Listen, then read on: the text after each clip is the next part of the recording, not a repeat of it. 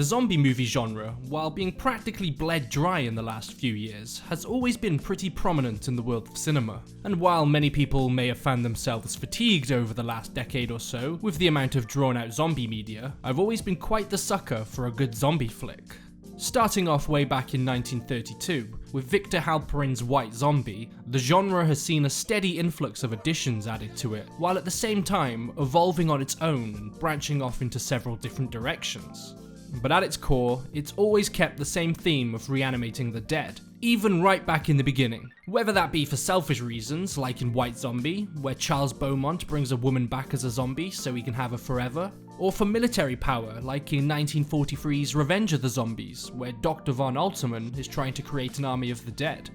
Over the years, it's only fitting that following the then ongoing World War II, that people at that time would have put the idea of Nazis and zombies together. With horrific stories of people like Joseph Mengele conducting inhumane and barbaric experiments on people against their will, it's not really too much of a stretch to see why the people of the time would have associated the idea of Nazis and trying to bring the dead back to life.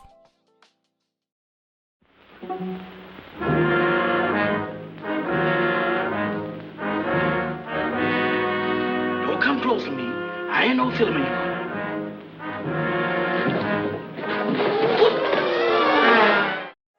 That brings us to 1941's King of the Zombies, a comedy horror which is certainly a product of its time, with the inclusion of black manservants and most of the jokes being at the expense of the black character. But 1940s racism aside, it's technically not explicitly stated that the main antagonist of this movie is a Nazi. However, this does take place during World War II, and the antagonist is outed as being a foreign spy trying to gather war intelligence from a captured US admiral. Also, Wikipedia has it categorized as a Nazi zombie movie, so for the sake of all things, we'll just say this is the first Nazi zombie movie.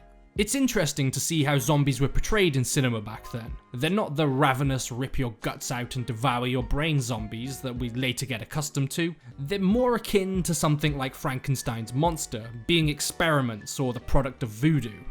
Funnily enough, even way back then they still had the characteristics of being slow-walking, intimidating beings which seemed to be completely unfazed by bullets, which is still a pretty common zombie trope you see in movies and other media to this day. With zombies not being a well-established part of horror at this time in history, they also seem to have a few characteristics which haven't really followed them over the years, like the ability to have them appear after you clap, or a distinct lack of reflection when they look in a mirror. Maybe they're vampire zombies, who really knows? What separates these earlier movies from the 40s is that the zombies themselves aren't exactly Nazis. They're created by Nazis, sure, but they're not Nazis which have been turned into zombies, now making them Nazi zombies. They're more zombies for a Nazi. And the same theme follows into 1943's Revenge of the Zombies.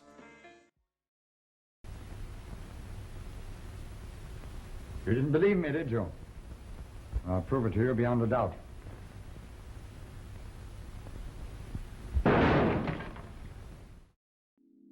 Revenge of the Zombies is a movie which is practically the same as 1941's King of the Zombies, serving as a semi-remake which came out a couple of years later in 1943. Sure, it's not exactly the same thing, with differences in the story and all that, but it feels like it could have just been a different version of the script which they then just decided to create another movie out of.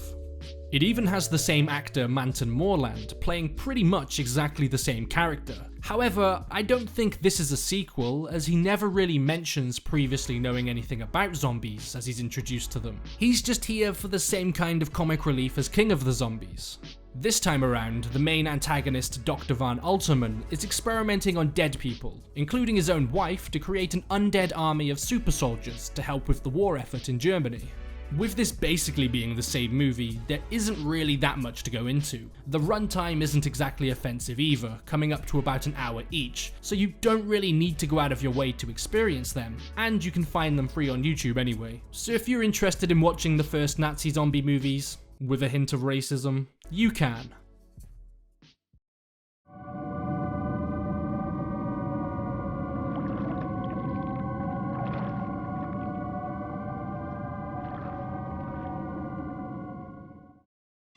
Skipping ahead 30 odd years, and the world has already been exposed to George A. Romero's 1968 classic Night of the Living Dead, which more or less creates the groundwork for the zombies we all know today.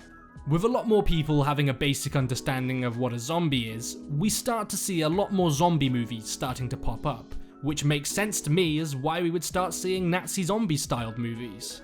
That brings me to 1977's Shockwaves. World War II had already ended 30 years prior to this film being released, and I'm sure the brutality of the Nazis were still on a lot of people's minds, because in the grand scheme of things, the horrific things they did hadn't really happened all that long ago. So this could be interpreted as a way people felt about the Nazi regime, an evil, brutal killing machine that would be an absolute nightmare were it ever to resurface. In Shockwaves, they're not traditional zombies. They're soldiers who had fallen in battle and had their corpses recovered so they could be experimented on, which explains what they are at two different points in the movie and gives two different explanations, so I'm not really sure which one's which. And by not traditional zombies, I mean they're underwater deep-sea diving zombies who use these funky goggles. First there was Jaws, and then there was Shockwaves. If being eaten by a gigantic murderous shark wasn't enough reason to keep you out of the sea, perhaps killer subaquatic Nazi zombies will be a good enough reason. An old SS commander, who once commanded the battalion of undead Nazis, played by the horror heavyweight Peter Cushing, resides in isolation on a tropical island until a group of people turn up looking for help, accidentally bringing the undead Nazis with them. They're technically zombies, but they're not brain-dead working on instinct zombies we're all familiar with either. They act like slasher villains more than zombies, who ominously appear in the distance, walk slowly and stalk their prey. The idea of this being a slasher movie is reinforced by the classic slasher movie trope of having the female character be the sole survivor, which does happen here, and we're gifted with perhaps the worst ADR scream I have ever encountered. Nothing all that much really happens until the last 20 or so minutes involving the zombies, minus a few off-screen kills, but I do like how they're not just your average run-of-the-mill zombies. They've got a twist to them, and by setting this movie on an abandoned tropical island surrounded by water, you're able to emphasize their threat a little bit more, considering the amount of time the characters are actually in the water.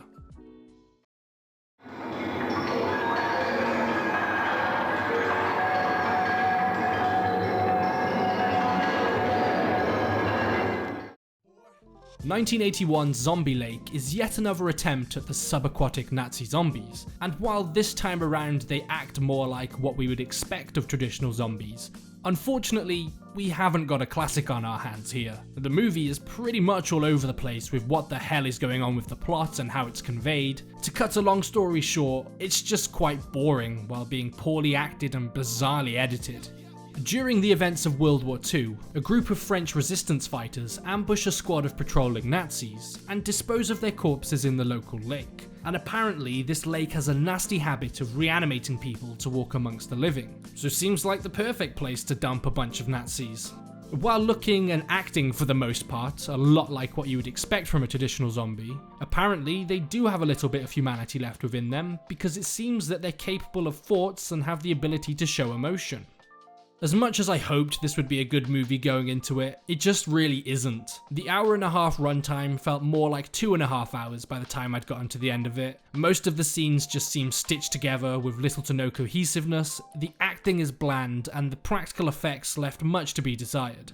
But how are the zombies? Just okay, I guess. Nothing stand out in all honesty. It's clearly just people with a bit of green paint on their faces, and that doesn't seem to mix well with the fact that they're in water quite a lot. There's times where you can clearly see where the paint has come off in the water, and there's even times where you can see them take a breath. Didn't know zombies needed to breathe.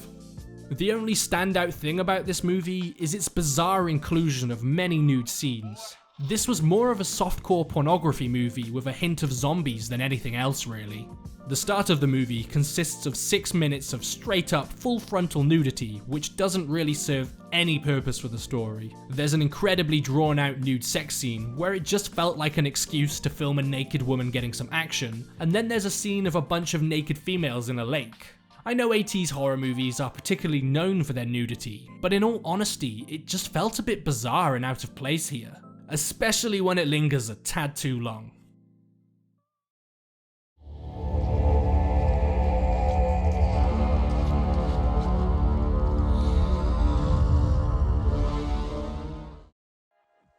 Jumping ahead a few decades, and we've now got 2009's Dead Snow, a comedy horror movie set in the freezing cold, snowy Norwegian mountains. A group of medical students are celebrating their Easter vacation in a remote cabin, and before too long they are being hunted down by a group of Nazi zombie soldiers, who were chased up into the mountains by revolting townsfolk in the 40s, where they then presumably froze to death.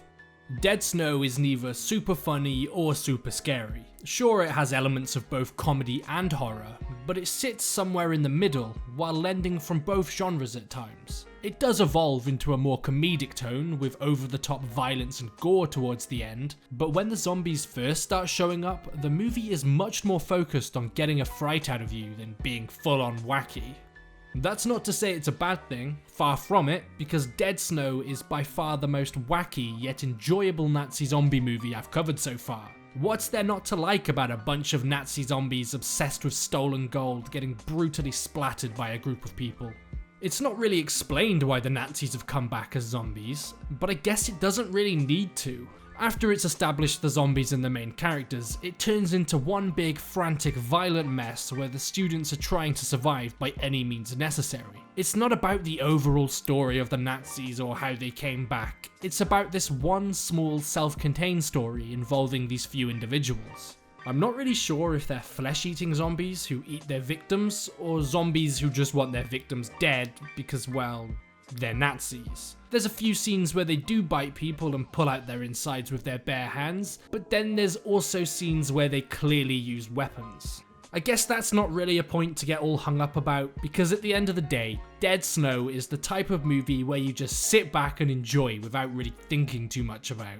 And the movie definitely lends itself to that sort of thinking. Especially when the batshit insane violence and gore kicks in, this movie has to have one of the most badass zombie killing scenes ever. There's plenty of guts and plenty of limbs flying all over the place. It would make Peter Jackson proud.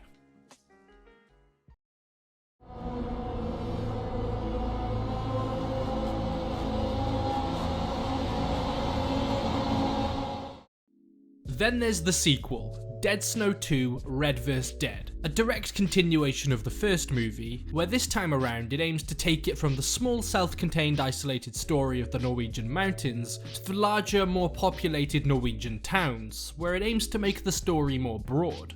The Nazi zombies come down from the mountains and start brutally murdering everyone, so the head Nazi can have recruits for his ever-growing Nazi zombie army. And yet again, it's just another fun, action-packed zombie flick. A fair amount of gore, a fair amount of effects, and a fair amount of zombies. It's more of the first movie, but now on a bigger scale. This time around it's a little different. A survivor from the first movie ends up getting a zombie arm attached to him, giving him the ability to also resurrect zombies, which ultimately comes to a conclusion with a giant Nazi versus Russian zombie battle. It all essentially evolves into pure fun to watch gory chaos, just like the original movie did. It knows what type of movie it wants to be, and in all fairness, it succeeds. With the zombie arm the main character has, it aims to add more to the movie than just keeping it the same as the original while just making it grander or more epic. When the character first gets it, it sort of has a mind of its own, like Ash's hand in Evil Dead 2 before he does away with it. Before just doing away with its own mind and essentially just becoming a zombie killing weapon of its own. Just like the original, it's mindless zombie killing fun, where you don't really have to think about it all that much. It does try to do more with the story than just go with a group of survivors fighting for their lives in a secluded area, but ultimately, it's just more of the same, which isn't necessarily a bad thing.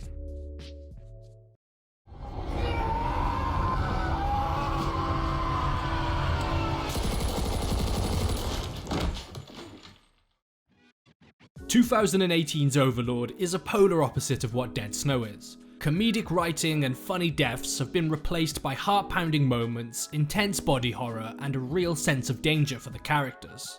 As soon as the film starts, we're introduced to a Saving Private Ryan-esque intro that'll have you on the edge of your seat as carnage erupts all around the main protagonists. This is supposed to be a zombie movie, but the horrors of war seem terrifying enough. Never mind the fact we haven't even been introduced to a single zombie yet.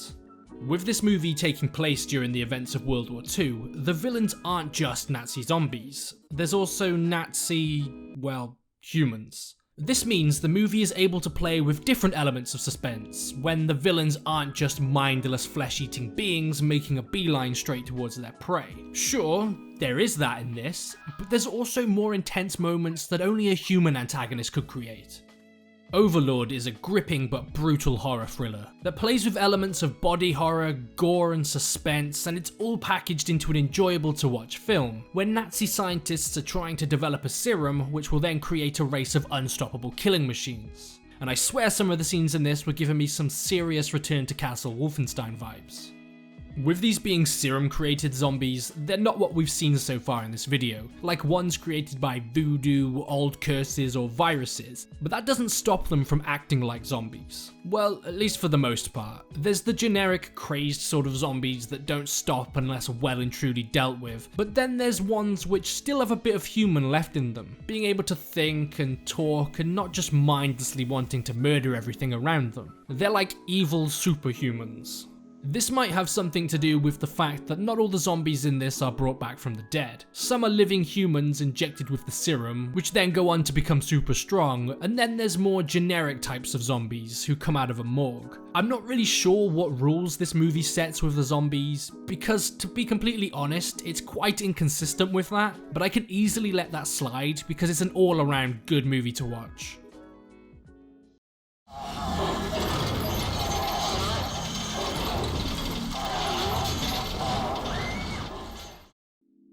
Now we're veering off a little bit, where the term zombie becomes kind of debatable. But screw it, if I'm including Overlord's serum zombies, I can include these.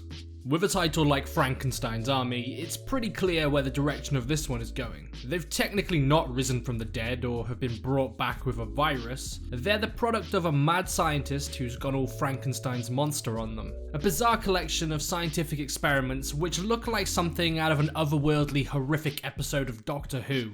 This movie is kind of a weird one. It's a found footage movie where for a while things just happen for the sake of things happening before there's any actual real plot development. There's shaky cam, weird cuts, strange pacing and an abrupt ending. And with saying all of those things, you'd think I didn't really like it, but in all honesty, I found it to be a pretty interesting watch nonetheless. It's certainly no hidden masterpiece by any means, but the great use of practical effects that reminded me of 80s horror classics, certainly interesting creature designs, and just bizarre shit happening was enough to make me actually kind of enjoy this. Even if some of the creatures do seem kind of Doctor Who-ish.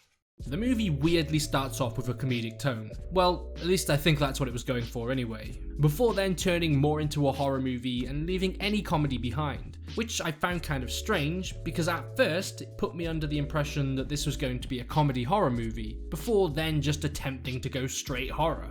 I think maybe the fact that it's a found footage movie set in World War II is what had me interested the most. It's just a pretty bizarre concept. Well, all things considered. A POV, found footage zombie movie based in the 40s with a mad scientist sounds more like the plot to a video game than anything.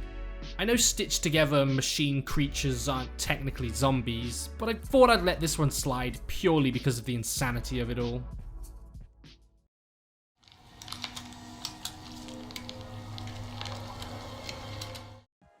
A common theme I've noticed across all these movies, well, apart from Overlord, is that they're all full of cheese. Something about creating a Nazi zombie movie just tends to lend itself to being campy. Even the ones that at least attempt to get a scare out of you don't really succeed all that well. That's why I found 2008 Outpost to be a little breath of fresh air, even if it is yet another Nazi zombie movie.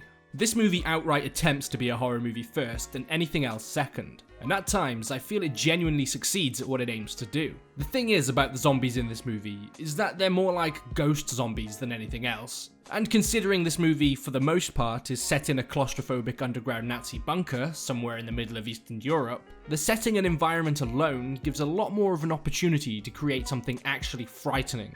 The movie follows a group of mercenaries from all different places around the world, as they attempt to protect a scientist as he gathers research about the location. And yep, you guessed it right, the Nazi ghost zombies are a result of Nazi experiments gone wrong. And for the most part, they're actually pretty interesting villains. At least for a Nazi zombie movie anyway. Well, that is when the movie actually follows the rules it sets for them. It can be a little all over the place when it comes to consistency, like at times having them disappear and reappear wherever the hell they want, and then in a different scene having them slowly walk straight into gunfire in a straight line, sometimes being invulnerable to gunfire, and then all of a sudden being blasted away by it. That at times took me out of the experience, when I would notice something that doesn't quite make sense with what the movie has already established, but for the most part what I've discovered about Nazi zombie movies is that you really just shouldn't think about them all that much. I know those inconsistency issues are a filmmaking fault and not a fault of the genre, but they're not big enough issues to make me actually dislike it or anything. I just kind of relax and try to watch them for what they are. The movie really plays with the idea of horror, before devolving into a finale of gunfire, by the Nazi ghost zombies slowly picking each one of the mercenaries off one by one in pretty brutal ways. It's not like they're just brain-dead, ravenous zombies going straight for their brains. They're hunting them, almost as if they're having fun tormenting them before they kill them. And the feeling of hopelessness is amplified because of the really unfortunate tactical position the mercenaries are in. The location is a defendable nightmare, and you can't help but feel how vulnerable they must feel. There's empty space all around them with absolutely nowhere to run. That's why the slow-walking, intimidating zombies actually feel like a threat in this movie. When they're not teleporting around all over the place, they're a slow but unstoppable force who seem to keep coming no matter what you throw at them. And the survivors have nowhere to go except an underground bunker, which you as the viewer know isn't very big and they haven't got very far to retreat to in there. And the movie reinforces this by making sure there's no survivors at all. And not once does it seem like the zombies even need to break a sweat. Well, if zombies sweat, that is. There's nothing you can do, and a slow-walking, evil, unstoppable force is coming right for you. I'm aware that there's also 2 other Outpost movies as well, but with the risk of having a large chunk of this video be dedicated to this one series, I've decided just to omit them. But in all honesty, after looking at the trailers for each of them, I don't really feel like I'd be missing out on all that much anyway. Ja, mein Sturmenführer. I'm sure you've already noticed this by now, but there's something about the idea of a Nazi zombie movie which inherently leans itself towards campiness. I'm not exactly sure why that is the case. Not to say all of the movies within this genre are bad or anything. Take Overlord or Dead Snow, and those movies are far from bad. No, what I'm trying to say is that there seems to be a lot more lower budget B movies within the genre. Sure, they exist in all genres, but everywhere I looked when researching for this video pointed me in the direction of yet another particularly not good looking B movie. I've done my best not to drown this video with their inclusions. There's been average / fairly okay inclusions on this list, but I thought I'd include at least one of them that looks just outright bad from the get-go, and that is Nazis at the Center of the Earth. God, even that title makes it sound bad. In all honesty, I'm not even sure if this is really a zombie movie. I don't really know what the hell is going on here. We've got the Angel of Death, Dr. Mengele, as a mad scientist who's just about managed to survive all of this time thanks to replacing his body parts with electronic parts. We've got Nazi soldiers who, all things considered, look like they're zombies, but it turns out they're just forcefully harvesting people's organs and having them transplanted into them. So there's that. Technically, one person does get brought back from the dead, and that's fucking Mecha Hitler, because why not? Oh yeah, and he also has a giant UFO. Did I also mention I have no idea what the hell is going on in this movie? Google also refers to this as a zombie movie, so you know what, screw it. All of these ideas sound like they could culminate into a bizarre mishmash of strangeness and produce a funny but weird movie. But the thing is, this isn't trying to be a funny movie. I don't know what it's trying to be. It's unintentionally funny at times with how it's weirdly shot, acted and edited, but not to the degree that it's so bad it's good. It's just bad. The movie does at least attempt to show off some cool effects with its use of practical effects, and then it just goes and uses a bunch of poor CGI shots which look like they're something right out of a crappy PS2 game's cutscene. Instead of using CG to subtly improve the effects, they downright try and create full shots in CGI that just look terrible. I know I've gone on a bit of a ramble, considering I'm supposed to be talking about the zombie elements in this movie, but there's only one scene where anything zombie related seems to even happen, and even now, I'm not sure what the hell was actually going on there. There's an awful lot going on in this movie, and it makes for a pretty bizarre experience, and unfortunately, I don't mean that in the good sense. I feel like I would have enjoyed this movie a lot more if I watched it with a bunch of friends while drunk, But no, I watched it alone in my office at 1 AM. I sure know how to party. This isn't really a zombie movie, but it sure is something.